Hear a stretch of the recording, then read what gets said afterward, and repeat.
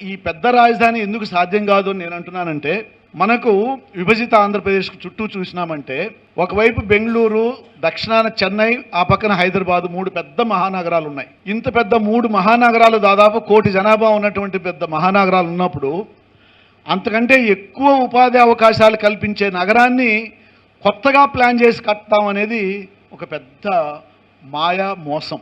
అది ఎక్కడ జరగలా. నేను మాత్రమే చేస్తానంటే నీ పేపర్లు చదివే వాళ్లకు, నీ క్యాడర్కి నమ్ముతారేమో, కానీ సమాజంలో అది కన్విన్సింగ్ ఎక్స్ప్లెనేషన్ కాదు. ఎక్కడైతే అమరావతి పెడుతున్నారో గుంటూరు, కృష్ణా జిల్లాలకు దగ్గర అనుకుంటే, ఇప్పుడు ఇటీవల కాలంలో కొత్త పాపులేషన్ పాలసీ తీసుకొచ్చినాడు కదా, మూడో చైల్డ్ అని. రెండో బిడ్డకే పోవడానికి భయపడుతున్నారు కపుల్స్. నువ్వు రెండో బిడ్డ తర్వాత కదా మూడో గురించి ఆలోచించాలా, రెండో దానికే వెళ్ళినప్పుడు. అంటే లైఫ్ ఖరీదైపోయింది సమాజంలో.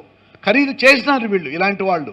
ప్రభుత్వ రంగాన్ని నాశనం చేసి, ప్రభుత్వ రంగంలో విద్య, వైద్య రంగాలను నాశనం చేసి, ఒక స్కూల్లో అడ్మిషనే చాలా ఖరీదైనటువంటి వ్యవహారం చేసిన తర్వాత నువ్వు ఇద్దరు మూడో చైల్డ్కి వెళ్ళండి అంటే, ఇది నేపథ్యం ఏంటంటే, భారతదేశంలో కేరళ తర్వాత తమిళనాడు, ఆంధ్రప్రదేశ్, ఒరిస్సా ఈ రాష్ట్రాల్లో జనాభా చాలా తీవ్రంగా తగ్గింది, పెరిగే రేటు.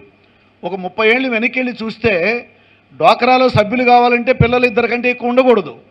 ఒక 30 ఏళ్ళు వెనక్కి, 25 ఏళ్ళు వెనక్కి వెళ్ళి ఒకసారి ఆలోచించండి. చంద్రబాబు నాయుడు 9 ఏళ్ళు ముఖ్యమంత్రిగా ఉన్నప్పుడు డ్వాక్రా గ్రూపుల్లో సభ్యులుగా ఉన్న మహిళల్ని బలవంతం చేసినా సరే నువ్వు మూడో చైల్డ్కి వెళ్ళడానికి లేదు అని బెదిరించేవాళ్ళు.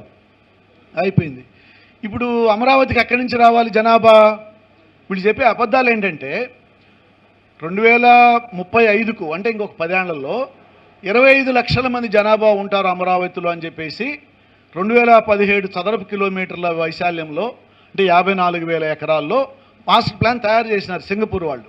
అక్కడ ఉండేది 29 గ్రామాలు ఉన్నాయి. అన్ని గ్రామాల్లో కలిపితే 1.5 లక్ష జనాభా ఉంటారు. ఇంకా కొంతమంది ఉద్యోగస్తులు వీళ్ళు వస్తే ఇంకొక 1 లక్ష మంది. ఆ ఉద్యోగస్తులు అక్కడ ఉద్యోగం ఉన్నప్పుడే ఉంటారు, కానీ తర్వాత వెళ్ళిపోతారు. 25 లక్షల మంది ఎక్కడి నుంచి రావాలి ఇంకొచ్చే 9 ఏళ్లలో?